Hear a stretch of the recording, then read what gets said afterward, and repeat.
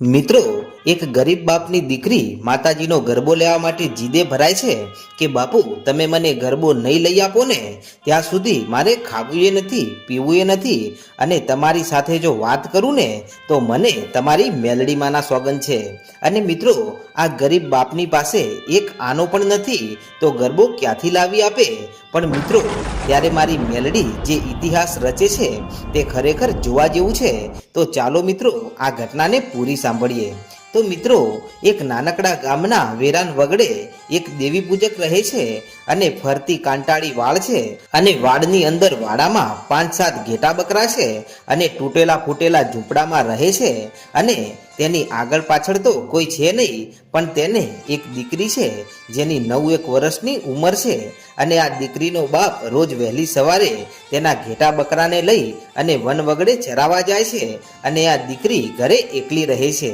અને આ ઝૂંપડીની બાજુમાં જ એક ગામથી બીજા ગામ જવાનો ધોરીમાર્ગ છે અને આ માર્ગમાં બેઠી બેઠી આ 9 વર્ષની દીકરી ઢીંગલા ઢીંગલીની રમત રમતી હોય છે.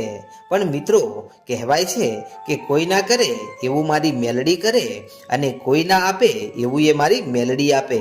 અને આમ કરતા કરતા આસો મહિનાની નવરાત્રિના હવે 2 દિવસ આડા છે અને આજે વહેલી સવારે ગામની 5-7 દીકરીઓ માતાજીના ગરબા ગાતી ગાતી ત્યાંથી નીકળે છે. એટલે આ દેવી પૂજકની દીકરી જે ઢીંગલા ઢીંગલીની રમત રમતી હોય છે તે પણ આ દીકરીઓને જુએ છે. અને એ જ દીકરીઓ પાછી 2-3 કલાક પછી પાછી એ જ માર્ગે થઈ અને પાછી ગાતી ગાતી નીકળે છે. પણ આ વખતે એમના હાથમાં માતાજીના ગરબા છે અને માતાજીના ગુણગાન ગાતી ગાતી જઈ રહી હોય છે. ત્યારે ફરી આ દેવી પૂજકની દીકરી આ બહેનોને જોઈ જાય છે અને એવા જ ટાણે ત્યાં તેનો દેવી પૂજક બાપ પણ આવી જાય છે. તેથી આ દીકરીએ કપડાની ઢીંગલીને પડતી મૂકી અને પોતાના બાપુ પાસે ગળગળતી દોટ મૂકી અને પોતાના બાપુનું બાવડું પકડી અને કહે છે કે હે બાપુ, આ દીકરીઓનું ટોળું જઈ રહ્યું છે ને એ હમણાં અહીંયાથી ખાલી હાથે નીકળ્યું હતું અને હવે પાછી ફરીને ત્યારે એમના હાથમાં નાના નાના રંગોથી ચિતરેલા માટલા છે તો તે લઈ અને તેઓ ક્યાં જઈ રહી છે બાપુ? અને ત્યારે એ ગરીબડા દેવી પૂજકે દીકરીના માથે હાથ મૂકી અને એટલું કહ્યું કે હે મારા વિહામાં, બેટા એ હાથમાં જે રહ્યા ને એ માટલા નથી. કે બાપુ માટલા નથી તો એ શું છે? કે બેટા હવે આસો મહિનાની નવરાત્રિના આડા હવે 2 દિવસ છે અને જ્યારે 2 દિવસ પછી નોરતા આવશે ને એટલે સરખી સરખી સહેલીઓ માતાજીના ગરબા માથે ઉપાડી અને માતાજીના 9 દિવસ ગરબા રમશે.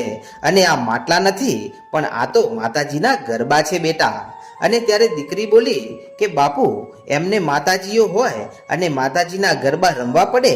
કે હા બેટા, એમના માતાજીના મઢડે આ દીકરીઓ 9 દિવસ આ ગરબા માથે ઉપાડી અને રમશે. ત્યારે આ 9 વર્ષની દીકરી પોતાના બાપને બાથ ભીડી અને એટલું કહે છે કે બાપુ, આ જે ગામમાં રહેતા હોય એમને માતાજીઓ હોય અને આપણે વગડે રહીએ છીએ તો શું વગડે રહેતા હોય એમને માતાજી ના હોય? ત્યારે દીકરીનો આટલો શબ્દ સાંભળતાની સાથે તો એ બાપે પોતાના હાથમાંથી લાકડી હેઠી મૂકી દીધી અને દીકરીનો હાથ પકડી અને કહ્યું કે બેટા, કોણ કહે છે કે વગડે રહેતા હોય એમને માતાજી ના હોય? અરે આપણી પાસે જે માતા છે ને એવી તો આ જગતમાં કોઈની પાસે નથી. તો કે બાપુ આપણી માતા ક્યાં છે? મને તો એકવાર દેખાડો.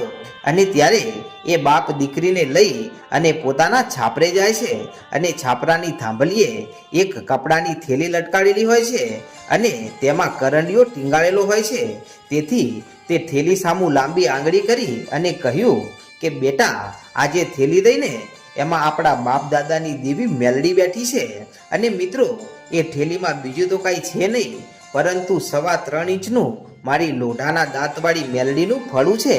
ત્યારે દીકરી બોલી કે બાપુ, જો દુનિયામાં કોઈની પાસે ના હોય એવી માતા જો આપણી પાસે હોય તો બાપુ તમે પણ મને એક ગરબો માતાજીનો લઈ આપો. મારે પણ 9 દિવસ માતા મેલડીના ગરબા રમવા છે.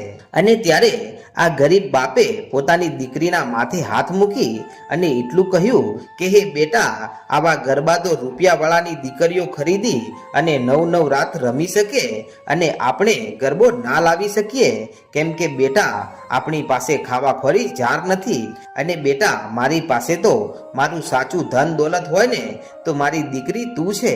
બીજું મારી પાસે કાંઈ નથી, અને બેટા હું તને ગરબો કેવી રીતે લાવી આપું?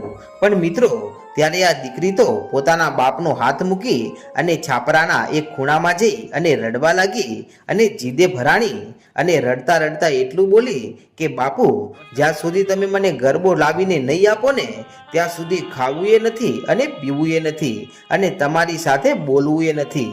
અને ત્યારે આ બાપ પોતાની દીકરીના પાસે જાય છે અને તેને ખૂબ મનાવે છે કે બેટા આજે ખાઈ લે અને આવતીકાલે આપણે કાંઈક કરી અને ગરબો લાવી દઈશું. પણ ત્યાં તો દીકરી બોલી કે ના બાપુ, તમે મને ખોટું કહો છો અને તમે મને જ્યાં સુધી ગરબો નહીં લઈ આપો ને ત્યાં સુધી જો મોઢામાં અનાજનો એક દાણો પણ મૂકું ને તો મને આ કરંડિયામાં બેઠીને એ માતા મેલડીની સોગંદ છે બાપુ. આ હા હા, આ આભને ટેકો દે ને એવો બાપ દીકરીની જીદ સામે હારી ગયો અને ઢીંચણવાળી અને એક ખૂણામાં જઈ અને બેસી ગયો. અને આ છાપરાના એક ખૂણામાં આ દીકરી રડી રહી છે તો બીજા ખૂણામાં એક ગરીબ દાઢી મૂછનો ધણી એનો બાપ રડી રહ્યો છે. અને કરંડિયાની સામે નજર કરી અને એ બાપ એટલું કહે છે કે હે મારા બાપની દેવી મેલડી, મેં આજ દિવસ સુધી તારી પાસે કાંઈ માગ્યું નથી અને મેં મારી આખી જિંદગી આમ ગરીબાઈમાં જ કાઢી છે. પણ આજે જો તે મને ખાલી આ ગરબો લાવી શકું એટલી મિલકત આપી હોત ને તો આજે મારી દીકરીને આમ રડવું ના પડ્યું હોત. અને હેમાં મેલડી, હું જીવીશ ને ત્યાં સુધી તારી પાસે બીજું કાંઈ તો ક્યારે માગીશ નહીં, પણ આજે મારી દીકરી તારા સોગંદ ખાઈને બેઠી છે તો એક ગરબો આવી જાય ને એટલી મને ક્યાંકથી વ્યવસ્થા કરી આપમાં. પણ મિત્રો કહેવાય છે ને કે સત્યના હંમેશા પારખા હોય છે. અને આમ કરતા કરતા રાત પડી તેથી રાતના દીકરી તો ખાધા પીતા વગર સૂઈ જાય છે. અને આ બાપને દીકરીની ચિંતામાં ને ચિંતામાં આખી રાત ઊંઘ આવતી નથી. અને પછી તો આમ કરતા કરતા રાત વીતી અને વહેલી સવાર થાય છે. ત્યારે વહેલી સવારના 5 વાગે આ બાપ ઊભો થાય છે કે મારે પ્રજાપતિ કુંભારના ઘરે જવું છે અને ફાટેલા તૂટેલા કપડાં છે એટલે પ્રજાપતિ ગરબો તો આપશે નહીં. તેથી બીજા જૂના સાંધેલા કપડાં પહેર્યા અને પછી કરંડિયાની સામે જોઈ અને કહે છે કે મારી ધન દોલત ઇજ્જત આબરૂ બધું તું છે. બાકી આ ગામનો કોઈ માણસ મને ચપટી મીઠું આપી શકે એમ નથી. પણ હેમાં મેલડી, વહેલા પરોડીએ જાગ્યો છું અને મારી દીકરી જાગે ને એ પહેલા ગરબો લઈ અને પાછું આવી જવું છે. આટલું કહી અને વહેલી સવારે બાજુના ગામમાં આ દેવી પૂજકે ડગલા માંડ્યા અને પ્રજાપતિના ઘરે પહોંચે છે. અને ત્યાં પ્રજાપતિના ઘરે આડી સાંકળ લગાવેલી છે તેથી ડેલીની સાંકળ ખખડાવી કે હે કાકા જાગો છો? ત્યારે પ્રજાપતિ જાગી અને અંદરથી અવાજ કર્યો કે કોણ છો ભાઈ? કે કાકા મને ગરબો આપો, હું ગરબો લેવા માટે આવ્યો છું, તમારી ડેલી ઉઘાડો. ત્યારે પ્રજાપતિના મનમાં એક વિચાર આવે છે કે આજે તો સવારના પહોરમાં માતાજીનો કોઈક બાણાદારી ભૂવો ગરબા લેવા માટે આવ્યો છે તો સારી બોણી થઈ જશે. અને આમ વિચારી અને પ્રજાપતિએ ડેલીનો દરવાજો ઉઘાડ્યો.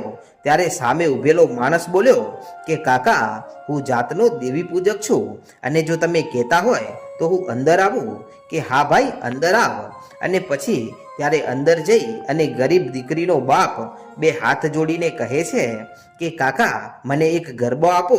મારી નાનકડી દીકરી કાલ સાંજની જીદે ભરાણી છે અને કાલ સાંજનો એને મોઢામાં અન્નનો એકે દાણો નથી નાખ્યો. અને ત્યારે આટલું સાંભળતાની સાથે તો પેલો પ્રજાપતિ ઉતાવળા ડગલે જઈ અને જ્યાં ગરબાનો ઢગલો પડ્યો હતો તેમાંથી એક ગરબો હાથમાં લઈ અને પાછો પેલા દેવી પૂજકની પાસે આવે છે અને 2 હાથ આગળ કરીને કહે છે કે લે ભાઈ ગરબો, એક હાથેથી ગરબો લઈ લે અને બીજા મારા હાથમાં આ ગરબાના રૂપિયા આપી દે. અને ત્યારે આટલું સાંભળતા તો પેલા ગરીબડા દેવી પૂજકના પગ નીચેથી ધરતી સરકી ગઈ. અને ત્યારે ગરીબ એટલું બોલ્યો કે હે કાકા, મારી પાસે જો રૂપિયા હોત ને તો મારી ગરીબડી દીકરીને કાલ સાંજની ભૂખી ના સુવા દીધી હોત.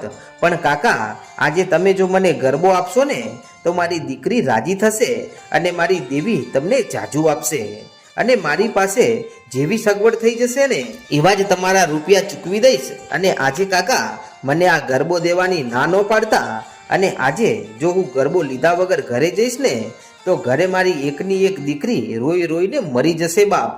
અને આટલું કહી અને આ ગરીબ બાપ પેલા પ્રજાપતિના પગમાં પડી ગયો. પણ ત્યાં તો પ્રજાપતિ 2 ડગલા પાછળ ખસી ગયો અને કહે છે કે હે ભાઈ, મારો દિવસ બગાડીશ નહીં, અને જે રસ્તેથી આવ્યો છે ને એ રસ્તે તું પાછો ચાલ્યો જા. અને આ ગરબા કાંઈ મફતમાં ના મળે, કેટલી મહેનત કરીએ છીએ ને ત્યારે માટીમાંથી ગરબો તૈયાર થાય છે. અને આમ કહી અને તેને બહાર કાઢી મૂકે છે અને ડેલીનો દરવાજો બંધ કરી દીધો. અને ત્યારે આ પ્રજાપતિએ આ દેવી પૂજકને જાકારો દીધો. ત્યારે આ દેવી પૂજક પાછો પોતાના ઝૂંપડા તરફ ડગલા માંડ્યા છે. પણ એક ડગલે આંખોમાંથી આંસુના ટીંપા પડી રહ્યા છે. અને એક બાજુ પોતાની દીકરીને યાદ કરી રહ્યો છે, તો બીજી બાજુ કરંડિયામાં બેઠીને એ મેલડીને યાદ કરતા કહે છે કે હે મારા બાપની દેવી, હજી એ દીધી છે ને એના કરતાં વધારે ગરીબાઈ દેજે. અને આમ કરવાથી તું રાજી તો થશે ને માં.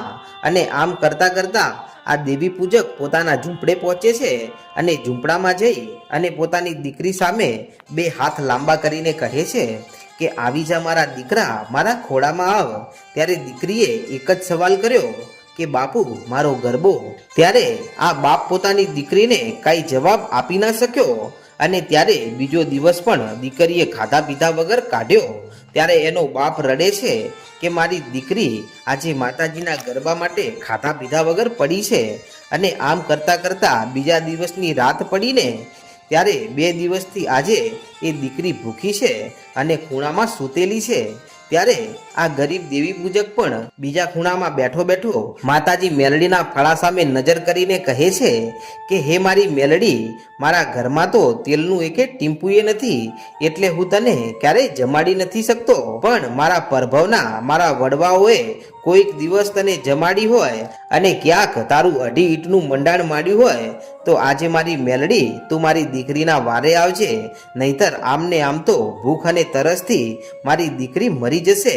અને માડી, જો મારી દીકરી મરી જશે ને તો માડી આ એનો બાપ પણ અહીંયા ભૂખ અને તરસથી ઝૂરીને મરી જશે.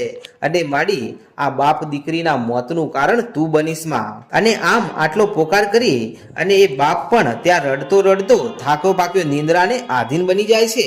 અને ત્યારે અડધી રાત્રે ફળામાંથી મારી લોઢાના દાંતવાળી મેલડી નીકળી અને આ ગરીબના સપને આવે છે કે હે મારા ગરીબડા, ઉઠ બાપ, આજે હું મેલડી આવી કે માડી, આજે મારી દીકરી ગરબા માટે જીદે ભરાણી છે કે તારી દીકરીને ગરબો લાવી આપવા માટે તારી પાસે કાંઈ નથી. કે ના માડી, મારી પાસે તો ખાવાખોરી જાર નથી. તો કે તું મને મેલડીને સમજે છે શું? કે માડી, તું તો મારા હૈયાનો હાર છે, મારો નવલખો હાર છે. કે તું મને તારો નવલખો હાર માને છે ને? કે હા. તો કે હું મેલડી કહું એટલું કરીશ? કે માડી, તું કહે એટલું તો ના કરું ને તો મારો જન્મારો એળે જાય માડી. તો કે સાંભળ, સવારે વહેલા ઉઠી અને તારી મેલડીના 3.25 ઇંચના ફળાને લઈ અને પ્રજાપતિના ઘરે ગીરવી મૂક. અને ત્યાં પહોંચતા જ જો પ્રજાપતિને કાંઈ બોલ્યા વગર જો તને ગરબો ના અપાવું ને એ તો મને મેલડીને ઓળખે કોણ? અને આમ આટલું કહી અને માં મેલડી તો અંતર ધ્યાન થઈ ગયા. અને આમ કરતા સવાર પડી એટલે આ દેવી પૂજક માતા મેલડીના કહ્યા પ્રમાણે એ ફળાને લઈ અને પાછો બાજુના ગામમાં ડગલા માંડે છે. અને ફરી પાછો એ પ્રજાપતિના ડેલીએ જઈ અને કાંઈ બોલ્યા વગર પોતાની આંખોમાંથી આંસુ નીકળી રહ્યા છે. અને જમણો હાથ આગળ કરી અને માતા મેલડીના ફળાને આમ પેલા પ્રજાપતિને દેખાડે છે કે મારી પાસે દેવા તો કાંઈ છે નહીં, પણ મારો નવલખો હાર આજે હું ગીરવે મૂકી અને મારી દીકરી માટે ગરબો લેવા આવ્યો છું બાપ. હવે મને ગરબો આપવા માટે ના ન પાડતા. અને ત્યારે પ્રજાપતિ કાંઈ બોલ્યો નહીં અને સીધો એક ગરબો આપે છે. અને આમ આ ગરબો લઈ અને પછી એ દેવી પૂજક પોતાની દીકરીની પાસે આવે છે. અને આમ માં મેલડી એક ગરીબ દીકરીને પોતે વેચાઈને પણ ગરબો અપાવે છે. તો મિત્રો, આવા કામ છે મારી મેલડીમાંના. બાકી એક કામ ના થાય અને દેવને બદલી નાખે ને એવાના કામ નથી માતા મેલડીને પૂજવાના. પણ માતા મેલડી ઉપર અતૂટ વિશ્વાસ રાખી અને જો શ્રદ્ધા રાખીએ ને તો માતા મેલડી એ તમને ક્યારે હારવા નહીં દે.